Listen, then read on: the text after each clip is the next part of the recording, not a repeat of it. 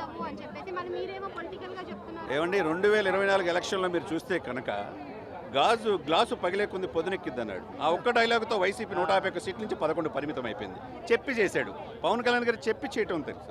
దీంట్లో డైలాగులు ఉంటాయి, నా వ్యూహాలు వేరుంటాయి, నా స్ట్రాటజీ వేరుంటుంది. పొలిటికల్ డైలాగులు చాలా మందికి బాగా కనెక్ట్ అయ్యాయి అంటున్నారు. బాగా ఇబ్బందికరంగా, వేరే పార్టీలకు ఇబ్బందికరంగా కూడా ఫీల్ అవ్వచ్చు. భవిష్యత్తులో పవన్ కళ్యాణ్ గారు ఆంధ్రప్రదేశ్లో రాజకీయాలు ఉన్నంత వరకు మాజీ ప్రభుత్వం, మాజీ ముఖ్యమంత్రి మళ్ళీ అధికారంలో రావడం కష్టం అనేది చాలా స్పష్టంగా చెప్పారు.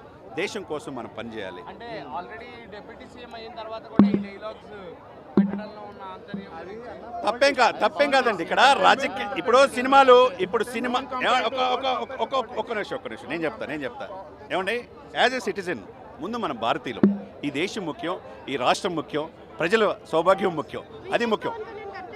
అద్భుతమైనండి నిజంగా. 12 సంవత్సరాల తర్వాత, పుష్కర్ కాలం తర్వాత హరీష్ శంకర్ డైరెక్ట్ చేస్తున్నాడు.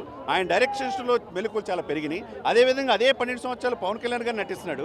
డిప్యూటీ సీఎం అయ్యాడు, ఇక నటన ఏం తగ్గిందేమో, సస్య పలుకుతాడు అనుకున్నారు.